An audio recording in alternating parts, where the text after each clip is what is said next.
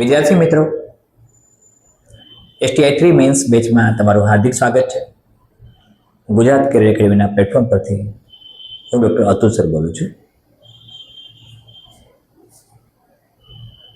STI3 men's બેચનો આજનો વિષય GS2 છે, જેમાં આપણે આજે નીતિશાસ્ત્ર એથિક્સનું થોડુંક અધ્યયન કરીશું. મિત્રો, એથિકા શબ્દ પરથી આવ્યો અને પ્રાચીન સંસ્કૃતિથી જે કોઈ પણ સભ્ય સમાજની સંસ્કૃતિ હોય અત્યાર સુધી મનુષ્ય જીવન સાથે વણાયેલ છે. મનુષ્યની સભ્યતા અને સંસ્કૃતિનો આધાર નીતિમત્તા છે, એથિક્સ છે.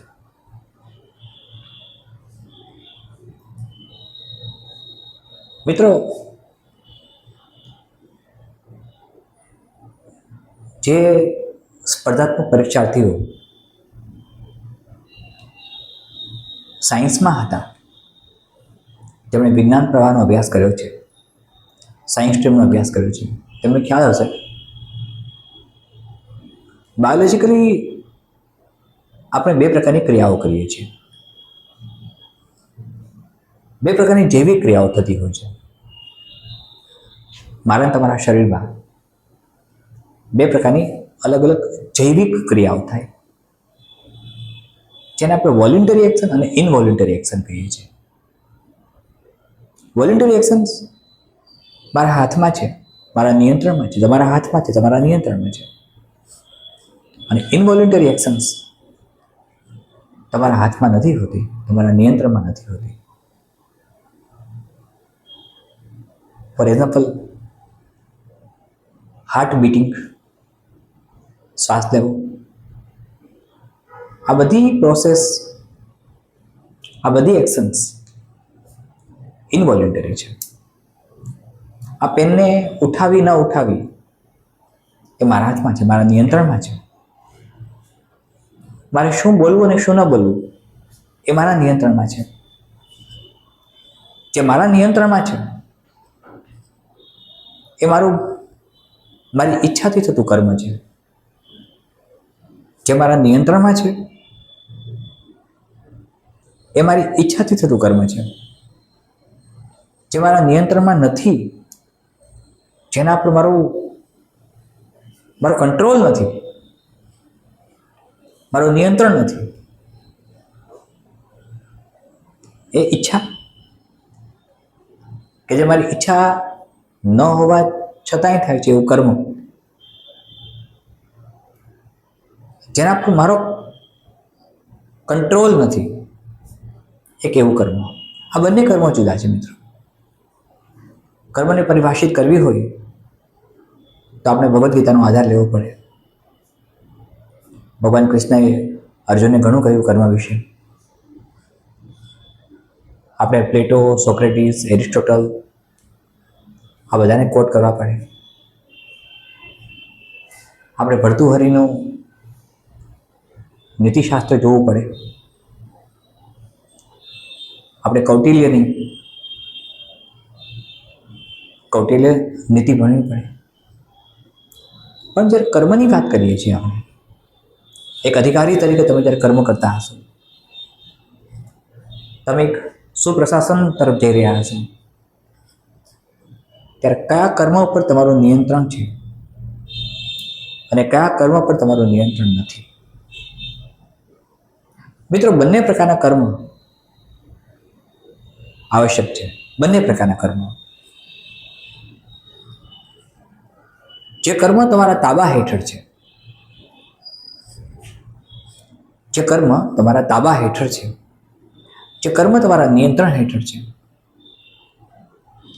તેના માટે તમે રિસ્પોન્સિબલ છો, જવાબદાર છો. જે કર્મ તમારા તાબા હેઠળ નથી, જે કર્મ પર તમારું નિયંત્રણ નથી, પ્રભુત્વ નથી, તમારું સ્વામિત્વ નથી, એ કર્મ માટે તમે ઉત્તરદાયિત્વ નથી, તમે જવાબદાર નથી. મિત્રો, કર્મની મીમાંસા ભગવાન કૃષ્ણએ ગીતામાં આપી, ઉપનિષદોમાં આપણે આપવામાં આવી છે. ઉપનિષદોમાં, અરણ્યકમાં, સ્મૃતિ અને સંહિતાઓમાં ઘણું બધું કર્મ વિશે લખાયું છે. પણ એક પ્રશાસક જ્યારે સુશાસન તરફ જાય છે, એક વહીવટ કરતા સરકારી અધિકારી તરીકે જ્યારે એનું કાર્ય કરે છે, ત્યારે એનું કર્મ જે બધાને લાગુ પડે છે, અસર કરે છે. તો કર્મની મીમાંસા જ્યારે આપણે જોઈએ છીએ મિત્રો, ત્યારે સ્વાભાવિક છે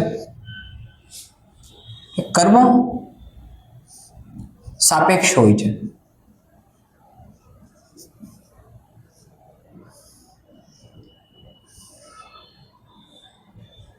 કર્મ નિરપેક્ષ પણ હોય છે.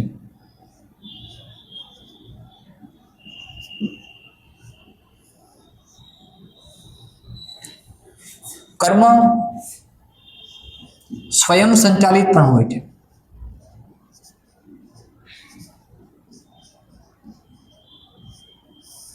અને કર્મ પર સંચાલિત પણ હોય છે.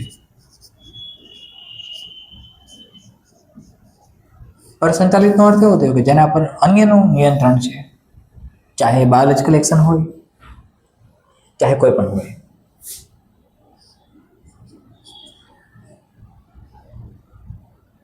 તમે એને ઓટોનોમસ કહી શકો, સ્વયં સંચાલિતને. સાપેક્ષ કર્મ એક એવું કર્મ છે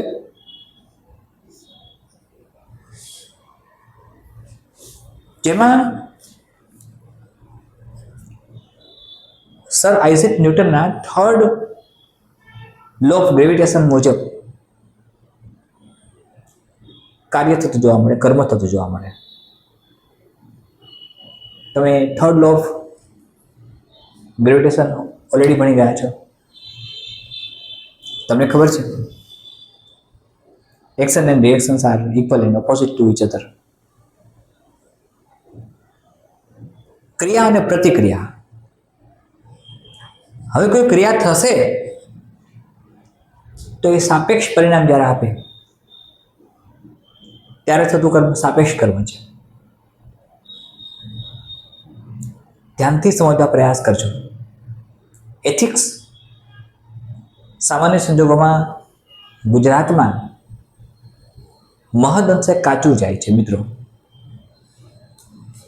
હું અભ્યાસની દ્રષ્ટિએ વાત કરું છું, તમારા જનરલ સ્ટડીની દ્રષ્ટિએ વાત કરું છું કે એથિક્સનું કન્ટેન્ટ કાચું જાય છે. કારણ એ છે કે એથિક્સ સમજવા માટે વાઇડ સ્પેક્ટ્રમ તરફ જવું પડે, વાઇડ રીડિંગ તરફ જવું પડે. વેલ, હવે જ્યારે સાપેક્ષ કર્મની વાત આપણે કરીએ છીએ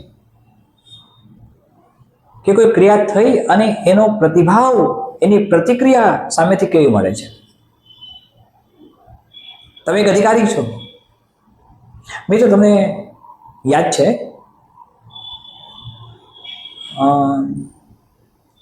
જલિયાવાલા બાગ, જનરલ ડાયરનો ઓર્ડર. તમને યાદ છે ચોરી ચોરા ઇન્સિડન્ટ ફ્રીડમ મૂવમેન્ટમાં, જ્યારે આખું પોલીસ સ્ટેશન બાળી નાખવામાં આવ્યું અને મહાત્મા ગાંધીએ સ્ટેપ પાછી ખેંચી, એક રિએક્શન આવ્યું. જે કર્મ થયું એની પ્રતિબદ્ધ ક્રિયા થઈ. તમે એક અધિકારી છો, એક પોલીસ અધિકારી બનો છો, તમારી સામે કેટલાક આવારા તત્વો ગુંડાગીરી કરે છે. ધ્યાનથી સમજો, તમે એક સારા અધિકારી છો, અધિકારીની પોસ્ટ ઉપર છો, તમને ઘણા મુલાકાતીઓ આવે છે. મુલાકાતીઓના વર્તન સામે તમારું કર્મ કેવું છે? તમારી સામે કોઈ મુલાકાતી તોછડું વર્તન કરે છે, બેહુદું વર્તન કરે છે, અનપેક્ષિત વર્તન કરે છે, એ સમયે તમારું રિએક્શન કેવું છે? સાપેક્ષ કર્મમાં ગુસ્સો, આનંદ આ બધી જ લાગણીઓ આવી જાય. મારી ઈચ્છા મુજબ મને રિએક્શન મળે છે તો મને આનંદ આવે છે. મારી ઈચ્છા વિરુદ્ધ મને રિએક્શન નથી મળતું તો મને ગુસ્સો આવે છે, દુઃખ થાય છે, તકલીફ થાય છે. અને એ થતી તકલીફ કે થતા દુઃખને કારણે બીજા પ્રતિભાવો ઉત્પન્ન થશે. તો મિત્રો, આ જે વાત આપણે કરીએ છીએ સાપેક્ષ કર્મની, કે જેમાં કર્મ સાથે એક કરતાં વધારે વ્યક્તિઓ જોડાઈ જાય છે. એક કર્મ સાથે, ધ્યાનથી સમજો, એક કર્મ સાથે એક કરતાં વધારે વ્યક્તિઓ જોડાઈ જાય છે. મિત્રો, એમર્સન નામના તત્વચિંતકે કારણ બહુત્વનો નિયમ આપ્યો. એમર્સને એવું પણ કહ્યું, the cause and results are the regulators of the God. He told that causes and results are the regulators of the God. કારણ બહુત્વ. મિત્રો, એક ખેડૂતે ઈમાનદારીથી ખેતીવાડી કરી છે, પાક નિષ્ફળ જાય છે. એના અનેક કારણો હશે, કોઈ એક કારણ જવાબદાર નહીં હોય. એક પણ હોઈ શકે, એક કરતાં વધારે પણ હોઈ શકે. તો મનુષ્યના મનમાં ઉદ્ભવતી પરિકલ્પનાઓ, મનુષ્યના મનમાં ઉદ્ભવતા કારણો, મનુષ્યનું મનને પામવું ખૂબ અઘરું છે મિત્રો. અને ડૉક્ટર સિગ્મોઇડ ફ્રોઇડની થિયરી બધી સ્ટડી કરવી પડે આપણે, જે સાયકોલોજીની બેસ્ટ કક્ષાની થિયરીઝ છે બધી, ડૉક્ટર સિગ્મોઇડ ફ્રોઇડ. તો કર્મ ત્યારે સાપેક્ષ બને છે ત્યારે તેમાં અપેક્ષાઓ આવી જાય છે. અપેક્ષાઓ આવે એટલે લાલચ આવે, પ્રલોભન આવે, લોભ આવે.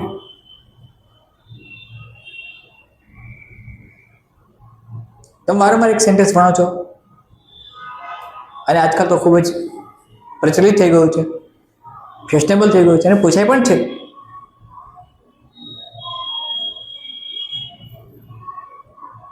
તો એવા કેટલાક સેન્ટેન્સીસ કે જે પ્રચલિત છે એ આપણને એક ડિરેક્શન આપે છે. જેમ ડૉક્ટર સિગ્મન્ડ ફ્રોઇડની થિયરી આપણને ડિરેક્શન આપે છે. મિત્રો, જ્યારે સાપેક્ષ કર્મ હોય છે ત્યારે તેમાં ફળની અપેક્ષા આવે.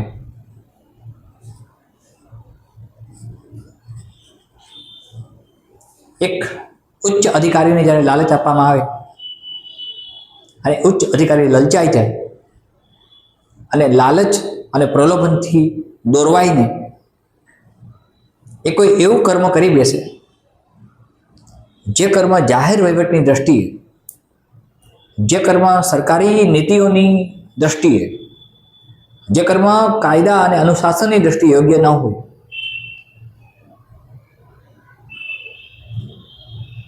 તો સ્વાભાવિક છે કે ત્યાં સત્તા ભ્રષ્ટ બને છે. સત્તા ભ્રષ્ટ બનવાનું કારણ શું? લાલચ અને પ્રલોભન આવ્યા પછી દોરવાઈ ગયો. એક અધિકારી દોરવાઈ જાય છે જ્યારે, અત્યારની વાત થઈ. હવે નિરપેક્ષ કર્મ તો રિએક્શન લેસ હોય. ભગવાને ભગવદ્ ગીતામાં અર્જુનને નિરપેક્ષ કર્મ કરવા કહ્યું હતું. અપેક્ષા રાખ્યા વગરનું, કરવાના ફળની ઈચ્છા રાખવાની જરૂર નથી. તું કર્મ કર. એમાં અહંકાર નથી હોતું.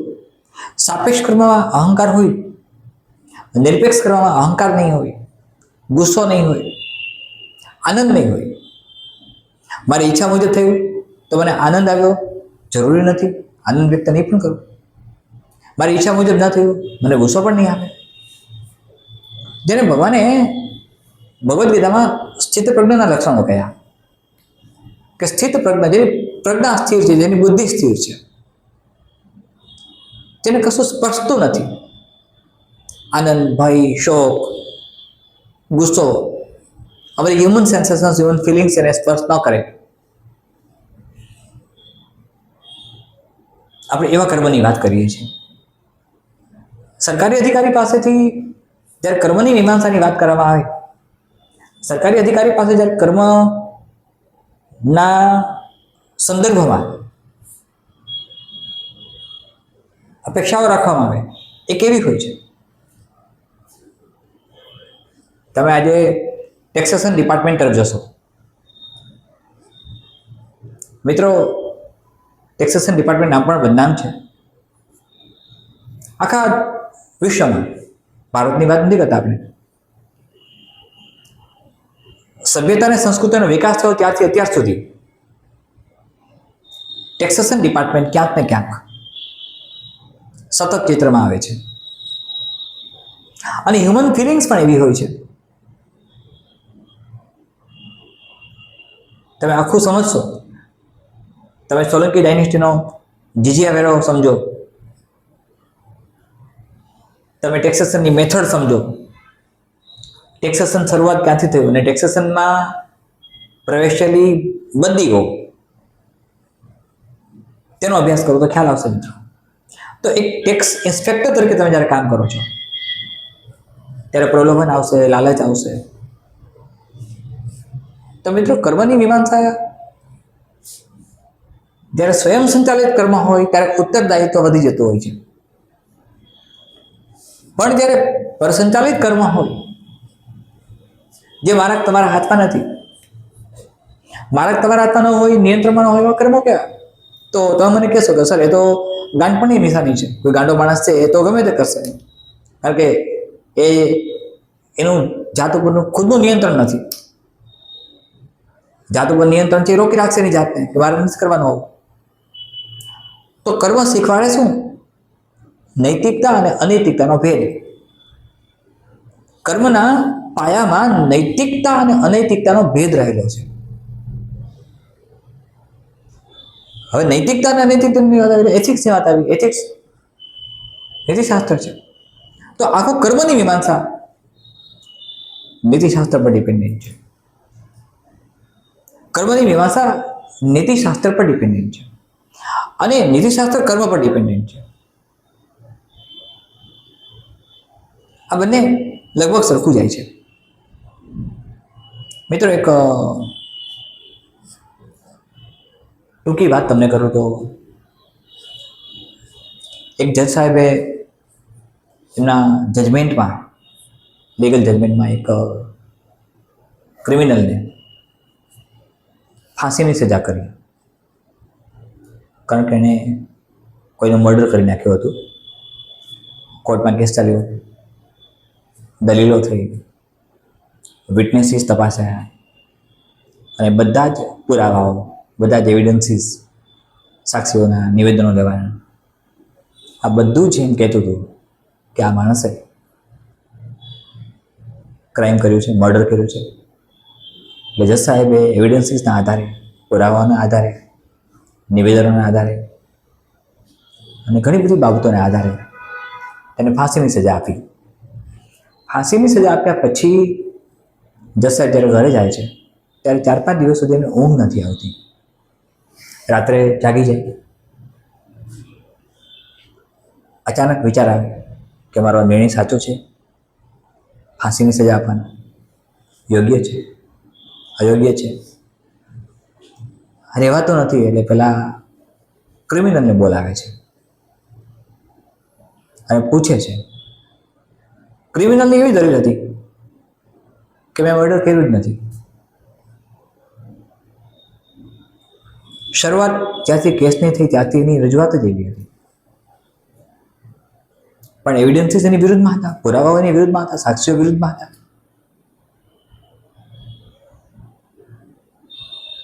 જજ સાહેબ બોલાવે છે, એને પૂછે છે કે મને સાચું કે તે મર્ડર કર્યું છે? પેલો માણસ ના પડે છે, રડવા મળે છે કે ના સર મેં નથી કર્યું, હું ક્યાંય જવાબદાર નથી. જજ સાહેબ કહે છે કે સાક્ષીઓ તારી વિરુદ્ધમાં છે, પુરાવો પ્રમાણો એમ કહે છે કે તે મર્ડર કર્યું છે, તમારે સાચું શું માનવું? તો મને આખી વાત કરો. જજ સાહેબને બીજો વિચાર આવે છે એટલે પૂછે છે કે ત્યાં પહેલા ક્યારેય કોઈનું મર્ડર કર્યું છે? ક્યાં તારું પહેલું મર્ડર છે? એટલે પેલો ક્રિમિનલ બોલે છે, જો મિત્ર અહીં કરવાની મીમાંસા આવી જાય છે કે સાહેબ મેં આ મર્ડર તો કર્યું નથી, આ ક્રાઇમમાં હું જવાબદાર નથી, પણ આજથી 15 વર્ષ પહેલાં મેં એક મર્ડર કર્યું હતું, એક ક્રાઇમ કર્યો હતો, અને ત્યારે પુરાવાઓ નહોતા, સાક્ષીઓ નહોતા, પ્રમાણ નહોતા, એટલે મને જજ સાહેબે જે તે સમયે જે તે જજ સાહેબે નિર્દોષ છોડી મૂક્યો હતો. Listen to me. 15 વર્ષ પહેલા કર્મ કરેલું, ત્યાં સુધી કોઈ રિસ્પોન્સ કર્મના સિદ્ધાંતોએ ન આપ્યો. 15 વર્ષ પછી એ જ કર્મ માટે જે સજા મળવી જોઈતી હતી એ સજા એને મળે છે. મિત્રો, કર્મની મીમાંસાની ઘણી બધી વાતો છે. થોડો આજે સમયનો અભાવ છે એટલે આપણે આ સેશનને લંબાવીશું નહીં. GS2ના એથિક્સના બધા જ પોઈન્ટ્સ તમને સરસ મજાના તૈયાર થઈ જશે. એક નાનું એવું સેશન લાંબુ કદાચ ચાલે, નાનું એવું સેશન લાંબુ ચાલેનો અર્થ એવો થાય કે કદાચ 2-2.5 કલાક ચાલે, તેમાં આખું એથિક્સ આપણે કમ્પ્લીટ કરી નાખીએ એમ છીએ, અને આપણે એ તરફ જઈએ છીએ. ઝડપથી આપણે પૂરું કરી નાખશું. STI 3 મેન્સ માટેની તમારી તૈયારીઓ જે પણ ચાલે છે ચાલતી રાખજો. આજે તમને બધાને GS1નું પેપર ઓલરેડી મળી ગયું છે અને GS1માં તૈયારી સારી કરજો. મિત્રો, ગઈકાલના ઇંગ્લિશના પેપરમાં અનેક મિત્રોએ ભૂલો કરી છે. ગુજરાતીના પેપરમાં જે મિત્રોએ સબમિશન કર્યું છે એમાં વ્યાકરણ, પ્રેરક વાક્ય રચના ખોટી આવે છે, કહેવત, રૂઢિપ્રયોગ ક્યાંક ખોટા આવે છે. એ સમજી શકાય કહેવત, રૂઢિપ્રયોગ, પણ વાક્યના પ્રકારમાં ભૂલ ના આવી જોઈએ. એક બીજી ભૂલ એ પણ આવે છે કે તે સજ્જન માણસ હતા, તો તે સજ્જન માણસ હતા એ વાક્ય સુધારવાનું હતું વાક્ય રચનાની દ્રષ્ટિએ. તે સજ્જન માણસ હતા માથે કેટલાક મિત્રોએ જે મીંડું હતું અનુસ્વાર છે કાઢીને એમનું લખ્યું છે, તે સજ્જન માણસ હતા, ખોટું વાક્ય બને છે. વાક્ય સાચું શું હોય? તે સજ્જન હતા. જન એટલે માણસ, તે સજ્જન હતા. પ્લુરલ ફોર્મ નથી એટલે ખાલી માથે અનુસ્વાર નહીં આવે. તે સજ્જન હતા. સજ્જન માણસ લખવાની જરૂર નથી. આવી નાની ભૂલો આવે છે. જોડણીમાં ક્યાંક ભૂલો આવી જોવા મળે છે, ક્યાંક વિષયાંતર જોવા મળે છે. Otherwise you are doing very well. ઇંગ્લિશમાં એરર્સ આવે છે મિત્રો. ઇંગ્લિશ એવો વિષય છે કે તમને હું વારંવાર કહું છું, ગુજરાતી અને અંગ્રેજી પર મેક્સિમમ ભાર આપજો. GSમાં પણ તમારે એથિક્સ, ઇતિહાસ, સાંસ્કૃતિક વારસો, જિયોગ્રાફી, સાયન્સ, ટેકનોલોજી, રાજ્ય બંધારણ તો તમને કદાચ ભારતના રાજ્ય વ્યવસ્થાને બંધારણની ખબર હોય, બધા આર્ટિકલ્સ તમને યાદ હોય અને તમે આર્ટિકલ્સના આધારે તમે લખીને આવી શકો. મે બી કે તમે મેથોડિકલ પણ લખીને આવી શકશો. પણ અહીંયા જે ગુજરાતી અને ઇંગ્લિશના ભૂલો આવે છે એ ભૂલોને મિનિમાઇઝ કરજો. જે મિત્રો ઇવેલ્યુશન માટે મોકલે છે એમની PDF એ અમારી પાસે સલામત છે, ચેક કરી માર્ક્સ આપી અને મોકલી આપશો. આ પછી મિત્રો 3 સિરીઝ શરૂ થાય છે. આ ત્રણેય સિરીઝમાં તમને 100% રોલ નંબર અને બધું આપવામાં આવશે. આ સિરીઝ હશે, આના પછીની સિરીઝ આવશે પ્રચંડ સિરીઝ. પહેલી અવલોકન સિરીઝ જાય છે, પૂરી થાય છે. આવતીકાલે છેલ્લું પેપર છે. GS2 4 દિવસ ચાલ્યું. એ પછી પ્રચંડ સિરીઝ આવે છે. પ્રચંડ સિરીઝ 4 દિવસ ચાલશે. એ પછી પુરુષાર્થ સિરીઝ આવે છે અને પુરુષાર્થ સિરીઝ પછી સાફલ્ય સિરીઝ આવે છે. પ્રચંડ, પુરુષાર્થ, સાફલ્ય, આ 3 સિરીઝ જે એટેન્ડ કરો છો મિત્રો, કોઈ અવલોકન ટેસ્ટ સિરીઝ કદાચ એટેન્ડ નથી કરી, કશો વાંધો નહીં. પેપર્સ મેં કમ્યુનિટી ગ્રુપ પર વોટ્સએપ પર મોકલ્યા જ છે, ટેલિગ્રામ પર પણ મોકલ્યા છે ક્વેશ્ચન પેપર્સ. પણ પ્રચંડ, પુરુષાર્થ અને સાફલ્ય આ સિરીઝ ગુમાવતા નહીં. તેમાં જે પ્રશ્નો બનાવ્યા હશે, ડ્રાફ્ટ કર્યા હશે, તેની આસપાસ તમારું STI 3નું પેપર ફરતું હશે. મારા શબ્દોને ધ્યાનથી સમજવા પ્રયત્ન કરજો. અમારી ભલામણ પણ છે, અમારી ઈચ્છા પણ છે, મારી રજૂઆત પણ છે. ત્યાં સતત ધ્યાન આપજો. પ્રચંડ, પુરુષાર્થ અને સાફલ્ય આ ત્રણેય સિરીઝ ભરીને આવશો એટલે STI 3માં તમારું સાફલ્ય નિશ્ચિંત છે. ફરીથી મિત્રો મળીએ છીએ આવતીકાલે. સતત મહેનત કરતા રહેજો. પ્રચંડ, પુરુષાર્થ સાફલ્ય લાવે છે. ધન્યવાદ. જય હિન્દ.